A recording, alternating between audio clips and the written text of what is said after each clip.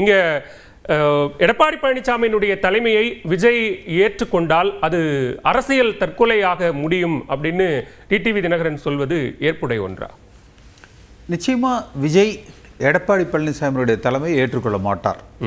அதை நான் உறுதியா நம்புறேன். எடப்பாடி பழனிசாமியை பொறுத்த வரைக்கும் ஒரு பிரம்மாண்ட கட்சி நம்முடைய கூட்டணிக்கு வருதுன்னா இவர் தலைமை வகிக்கிற அதிமுக அதை விட மெகா பிரம்மாண்டமான ஒரு கட்சி.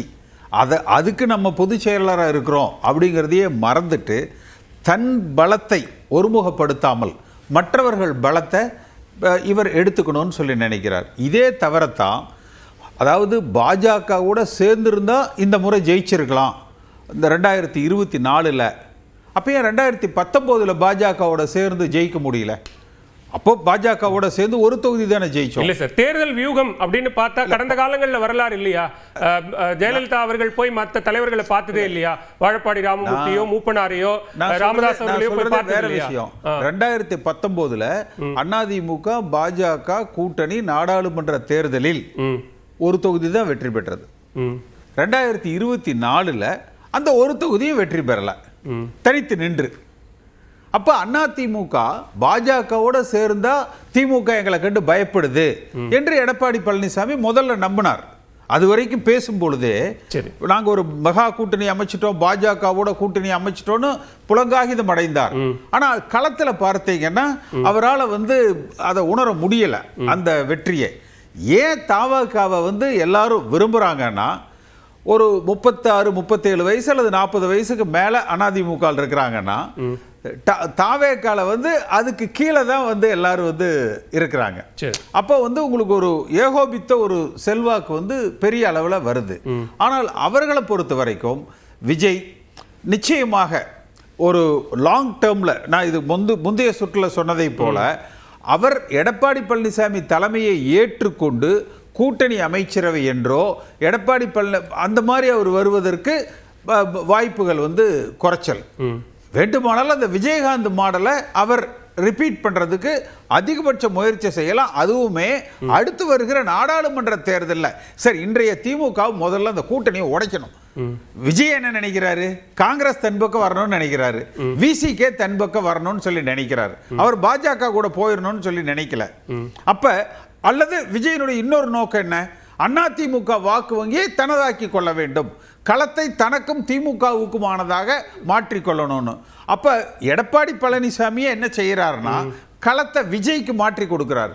விஜய் பலமானவர் அல்ல, ஆனால் எடப்பாடி பழனிசாமி இவர் அதிகமாக தன்னை பலகீனப்படுத்தி கொண்டு செல்வதனால விஜய் பலம் பெறுகிறார். கரூர் சம்பவத்துக்கு பிறகு அந்த நாள்ல இருந்து, கரூர் சம்பவத்தினுடைய நாள்ல தொடங்கி இன்றைக்கு வரைக்கும் தாவேக்காவுக்கும் விஜய்க்கும் ஆதரவாக நிற்பது அதிமுகவும் பாஜகவும் தான். நீங்க சொல்ற காங்கிரசும் விசிகவும் அவங்களுக்கு ஆதரவா நிற்கல. இதுதான் சார் எடப்பாடி பழனிசாமி செய்யற தப்பேன்னு சொல்றேன். இவர் திமுகவுக்கு எதிராக 40 அமைச்சர்கள் மீது ஊழல் பட்டியலை கவர்னர் கொண்டு போய் கொடுக்கிறோம், இந்த அமைச்சர்களுக்கு எதிராக நாங்க ஒரு பெரிய ஊழல் போராட்டம் நடத்துறோம், இல்ல கரூர்ல நடந்த சம்பவத்துக்கு விஜயும் பொறுப்பு, இந்த அரசாங்கமும் பொறுப்பு என்று தன்னுடைய எதிர்க்கட்சி அரசியலை இவர் சரிவர செய்திருந்தால், நீங்க விஜய் பேசவே இல்லை. ஆனா எல்லா சேனல்லையும் இன்னைக்கு வரைக்கும் விஜய் பத்தி நம்ம பேசிட்டு இருக்கிறோம். இதுல 2 விஷயம் சார். விஜய் பேசணும், எடப்பாடி பழனிசாமி தயவு செஞ்சு பேசக்கூடாது. ஏன்னா இவர் பேசினால செல்ஃபா அடிச்சு காலி பண்ணிடுறாரு. விஜய் பேசாம இருந்து அவர் ஸ்கோர் பண்ணிக்கிறார். இதுதான் ஒரு துரதிர்ஷ்டமான சம்பவம். அப்ப இனிமேலாவது என்ன செய்யணும்? விஜய் பேசணும், எடப்பாடி பழனிசாமி தயவு செஞ்சு பேசக்கூடாது. கூடவே இந்த உதயகுமார், செல்லூர் ராஜு இவங்களை யாரையும் பேச சொல்லக்கூடாது.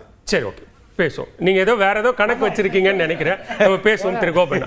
திமுக நான் வரேன் திரு சீனிவாசன் வரேன், நேரம் குறைவா இருக்கு, நான் வரேன் திரு கோபண்ணா. இங்க திமுக கூட்டணிக்குள்ள இருக்கக்கூடிய குழப்பத்தை மறைப்பதற்காகத்தான் அதிமுக பாஜக விஜய் குறித்து, அந்த கூட்டணி குறித்து தொடர்ச்சியா திமுக கூட்டணி கட்சிகள் பேசிக்கொண்டே இருக்கிறது அப்படின்னு சொல்றேன். எங்க கூட்டணியை பற்றி நாங்க கட்டுக்கோப்பா இருக்குன்னு நான் சொல்லிட்டேன். அதாவது 2019 தேர்தலில் 40ல் 39 ஜெயிச்சோம். 2021 நாங்கள் ஆட்சிக்கு வந்தோம். 2024 வந்திருக்கோம். கிட்டத்தட்ட 51% 2019, 2021 45%, அப்புறம் இந்த பார்லிமெண்ட்டில் 47%. இப்படி தான் ஜெயிச்சுக்கிட்டு வரோம். நாங்கள் வந்து 40ல் 39, 40க்கு 40 ஜெயிச்சாச்சு. இப்போ 25 இடத்த காங்கிரஸ் கட்சியினுடைய வலிமையை பற்றி சொன்னார். பலத்தின் அடிப்படையில் தான் திமுக எங்களுக்கு 25 கொடுக்குது. இன்னும் அதிகமாக எதிர்பார்க்குறோம், கொடுக்கல. இருந்தாலும் 25 வாங்கி நாங்கள் பார்லிமெண்ட் தேர்தலில் எங்களுக்கு 10 சீட்டு கொடுத்தாங்க. 10ம் ஜெயிக்கிறோம். எப்பயுமே தமிழ்நாட்டில் காங்கிரஸுக்கு மக்களவையில் அதிக இடங்களையும் சட்டமன்றத்தில் குறைவாக தான் கொடுப்பாங்க. அதில் 25 கொடுக்கும்போது நாங்கள் 18 இடங்களில் ஜெயித்தோம். கிட்டத்தட்ட 70-78% ஸ்ட்ரைக்கிங் ரேட்டு. ஆனால் இன்னைக்கு பாஜக கிட்டத்தட்ட 20 இடங்களில் நின்று 4 இடம், பாமக 23 நின்று 5, தமாக 6 நின்று ஒரு இடத்துலையும் ஜெயிக்கல. ஆக எங்கள் கூட்டணியில் இருந்து நீங்கள் பார்த்தீங்கன்னா கிட்டத்தட்ட இங்கே திமுகவுக்கு அடுத்து காங்கிரஸ் இருக்கு, விடுதலை சிறுத்தைகள், மதிமுக, மனிதநேய மக்கள் கட்சி, அப்புறம் வந்து சிபிஐ, சிபிஎம், இப்படி ஒரு கட்டுக்கோப்பாக ஒரு அரசியல் களத்தில் நாள்தோறும் இயங்குகிற கட்சிகள் கொள்கையில் சார்ந்து, இந்த நாட்டு நலன் சார்ந்து, தமிழ்நாடு வளர்ச்சியை சார்ந்து இந்த கூட்டணியில நாங்க இருக்கிறோம். எங்க கூட்டணிக்கு வந்து குழப்பமே கிடையாது. இதுல தெளிவா இருக்கு இந்த கூட்டணி. ஆனா எதிரில் இன்னைக்கு அதிமுகவோட பாஜகவை தவிர ஏதாவது ஒரு கட்சி இருக்குன்னா அது தமாக தான். அதுக்கு அடுத்து ஒரு கட்சி யாருன்னு தெரியல. பாமகவுக்குள்ள சண்டை. அதனால இன்னும் காலம் இருக்கு, கட்சிகள் வரும்னு சொல்றாங்க.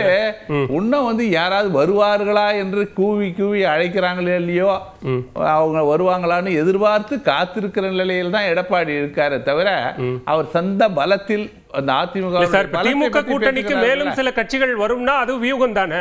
அந்த மாதிரி அவங்க கூட்டணிக்கு இன்னும் கட்சிகள் வரும்னா அதுவும் வியூகம் தானே. தேமுதிக போன்ற கட்சிகள் கூட அதிமுக சேர்வதற்கான ஒரு முடிவுக்கு வரல. யாருமே தயாரா இல்லையே. பாஜகவை தவிர எந்த கட்சி அதிமுக சேர்ந்திருக்கு? யாரும் சேரல. இன்னும் காலம் இருக்குல்ல. காலம் ஏங்க, நாங்க அப்படி இல்லையே. நாங்க 2004 இருந்து டிராவல் பண்றோம். கிட்டத்தட்ட 20 வருஷமா இந்த கூட்டணி இருக்கு. இந்த கூட்டணி வந்து தொடர்ந்து இருக்குங்க, செயல்பட்டுக்கிட்டு இருக்கோம். களத்தில் நாங்க இருக்கிறோம். எங்களுக்கு வந்து மக்கள் எங்கள் மீது நம்பகத்தன்மை இருக்கிறத நாங்க வந்து 2019, 21, 24 ஊரக நகர்ப்புற உள்ளாட்சி தேர்தல் வெற்றி, தொடர்ந்து வெற்றி பெறோம். இன்றைக்கு தமிழக முதலமைச்சருடைய மக்கள் நலன் சார்ந்த திட்டங்கள் மக்கள் பயனாளிகளுக்கு போய் சேருவதன் மூலமாக மிகப்பெரிய ஓட் பேங்க் உருவாகி கொண்டிருக்கு.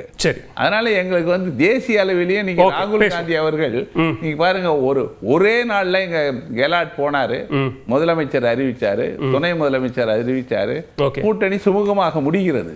ஆக எங்களுக்கு வந்து மதசார்பற்ற கட்சிகள் வலிமை பெறணும். அந்த வகையில திமுக தலைமையில அந்த கொள்கையில நான் உறுதியா இருக்கோம்.